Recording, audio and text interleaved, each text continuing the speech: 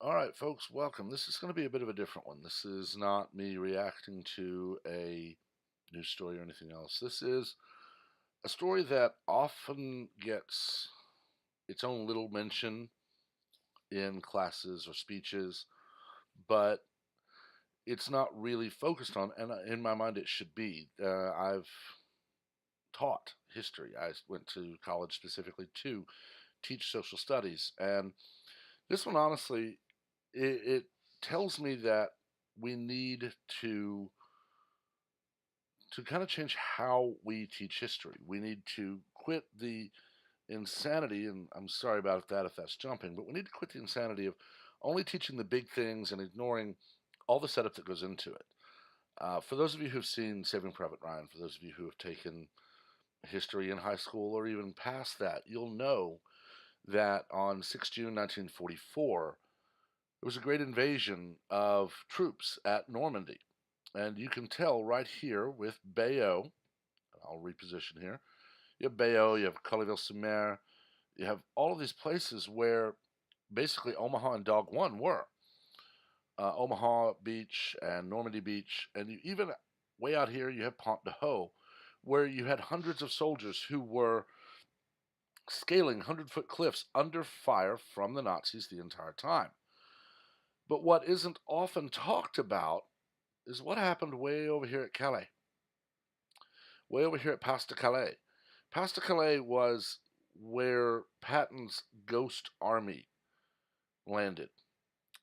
And Patton's Ghost Army, I mean, you've heard the term, you've maybe heard it referred to as FUSAG or the First United States Army Group, a fictional, completely fictional formation.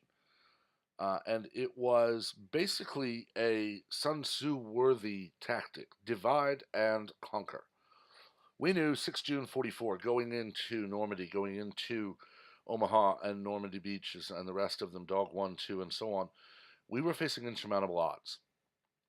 General Patton had faced Erwin Rommel, had fought him many times.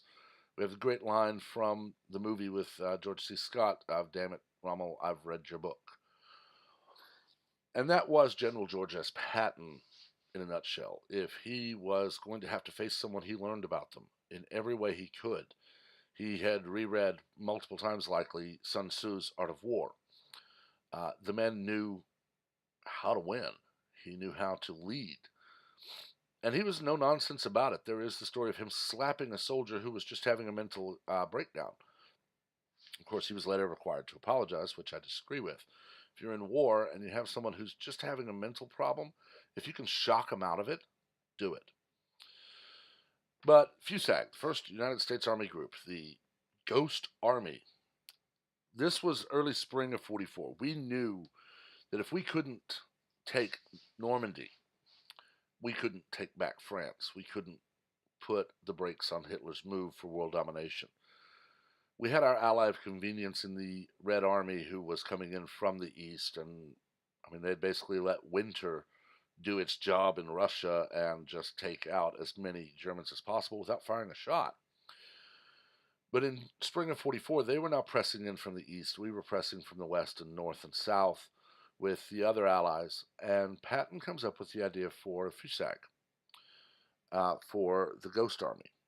This is literally an army where we allowed communications to be intercepted about FUSAG going to Pas De Calais. And you can see this is from Dover, shortest possible crossing. This is honestly, if I was in charge of defending the northern coast of France from an invasion, then I would think Calais is where you're going to be coming, but it's not where they came. They came to Normandy. They came to Pont de Houx. And that right there, one, is going to split your forces because Rommel was very good at what he did. And with us leaking, basically, the faked communiques regarding Calais and World War One, they had already seen the civilian Navy rescue men from Dunkirk.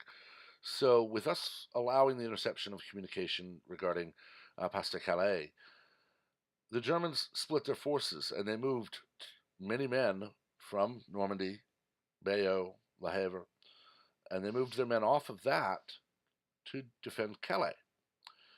And we literally used inflatable tanks and jeeps, planes and gun encampments made out of nothing but plywood, and it worked.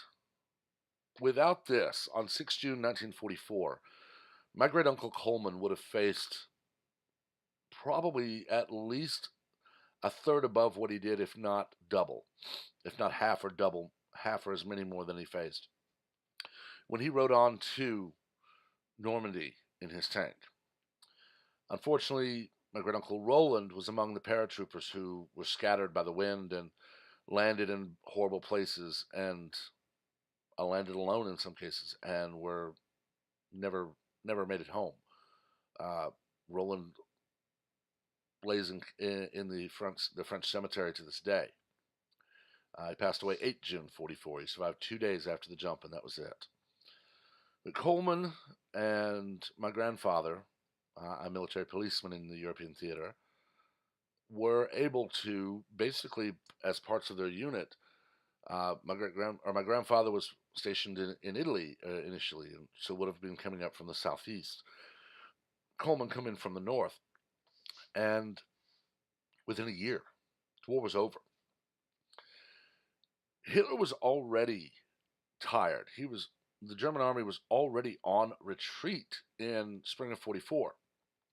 You had the Red Army pushing the German forces back in the east. You had us working our way through Italy, but we still had the problem of the Germans were not not giving up fast enough. Kesselring was slowing their advance through Italy, but it would become a problem in the mountain passes. By the time we broke out of Italy and into the rest of Europe, the Russians may have taken the territory, and that's not something we really wanted because, like I said, they were an ally of convenience. We were not friends. It was not the alliance of the US and the UK, where, yes, almost 200 years earlier, we had fought a bloody revolution for our independence from the British. But now, this was siblings. We can fight each other, but you can't do it. But the Germans were hell bent on annihilation of all of the Allies, and we knew it. So we basically we knew it had to be seaborne. So we knew, one, that we couldn't allow the Germans to know our true plan, but we could, through British spies and other spies, allow certain information to be decoded and intercepted. And we had dummy aircraft in 1943, dummy M4 Shermans that were inflatable, dummy landing craft that were in harbors waiting to be used. And all of this, coupled with the information we allowed to be intercepted by the Germans, convinced them that while, yes, they knew we were coming to Normandy, so they knew we were coming right here. And they knew that we would have to because this is a huge beach where a giant force can land. But we also had, sorry about that, Calais. And if you'll notice, like I said, Calais with the Strait of Dover, it's the closest point in the English Channel. Dunkirk being right here and being a major occurrence during World War One. But something else you can't leave out. The entire reason that Britain entered the war in the first place is Belgium. Belgium was neutral at the time. We're going to zoom back out and get all of this back on. But Belgium was neutral at the time. They actually had a treaty with England that England would defend them. And honestly, in my mind, it was Hitler's mistake of going through Belgium that caused the war to happen as quickly as it could. I personally believe that with the UK being so close to mainland Europe, with the UK and the US having the alliance they did, ultimately you had Japan decide that they wanted to get involved and poke the bear. You had Russia that was just an ally of convenience. The whole thing was a powder keg. But 1939, Hitler goes through Belgium into France, instead of going down by Saarbrücker. Had he gone from Berlin through Frankfurt, Saarbrücker, and into France, and left Belgium alone until the end, until he had him surrounded on three sides, two sides by him and one side by water, he could have wiped Belgium off the face of the planet before the British could have responded. And he would have had mainland Europe. But he split his army. He decided to go through Belgium to get to Paris that way. He sent his troops east into Russia, and the Russian winter did its job. And then he believed General George S. Patton's ruse. He believed that we would be going for Normandy, and we would be coming down near Bayeux and Caen, but he also believed the ruse about Calais. And he believed that what he saw in those inflatable planes and boats and gun encampments made of 2x4s and all of that information that conveniently was decoded, he believed it. And he split his forces. So that, yes, we had Nazis attacking our men at Pont de Hoc. We had encampments and machine gun nests just raining hot lead on our men as they exited their boats on the 4th of June. Or 6th of June. Sorry, in June, early June, we knew that. But we had just enough of their forces split off to respond to an invasion that was never going to happen. Because one man realized divide and conquer works.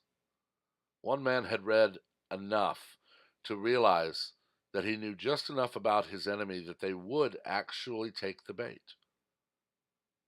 Had we not had Patton's Ghost Army, had we not had FUSAG in 1944, the invasion at Normandy might have gone horribly wrong for us. We may have been facing thousands more men with all of the guns and all of the bombs they had. We may have been facing double the airfare or aircraft, and there may have been naval support for them that stopped our landing craft before we got there because they weren't responding to inflatable planes and tanks at Calais. And we know the rest. We know that our men made it onto the beach at Normandy. We know that we took Paris, liberated Auschwitz, Buchenwald, and others. My great uncle rode into Paris on the top of his tank, and he rode into Buchenwald as the Red Army liberated Auschwitz. And he saw the horrors of North Africa before he even got to this point. But without Patton's Ghost Army, he may have been facing insurmountable odds instead of just uncomfortable odds. And that was all down to General George S. Patton, the man who would slap a soldier and send him back to formation rather than let nurses coddle him for a few days, because he knew that it was just a mental state that, with enough of a shock, could be overcome. Don't think that Patton never had a moment where he wanted to go home and play with his dog and see his family again and just couldn't wrap his mind around things. But he shocked himself out of it, and he led his men to victory. He also led men that didn't exist. But that's it for the FUSAG and Patton's Ghost Army. If there are any things you'd like to hear me talk about, like for me to research and lecture on, definitely send them to the email in the description below. If I pick yours, I will offer a pocket constitution for you so that you may keep that with you. I keep one with me at all times, in the jacket of every coat I have, unless it's being laundered. It's the one document that we must defend. Yes, it can be amended, and that honestly should be the way it is, but it should be amended properly. Otherwise, we face a world we don't want to face. But that's it for now. This is Sheepdog Smokey. Make sure to leave a like and comment below. Keep it classy and civil so we actually have a debate, not an argument. Also, make sure to subscribe and hit the notification bell so you stay up to date on my content. I do a lot of reaction things where I'll find a news story that I am flabbergasted by or that I'm happy about, and I react to it. But I'm a certified teacher as well, and things like this is what I love to do. I love to sit and read books about and by figures like General Patton, Colonel North, President Reagan, or Carter, or Nixon, or Ford, LBJ. It doesn't matter. If it's a book about or by someone who lived history, I'll read it. So that's why I just, like I said, leave a like and subscribe so that as I have more content, you'll be on the first ones to know. Until next time, you can find me here on Twitter, and y'all have a wonderful rest of your week.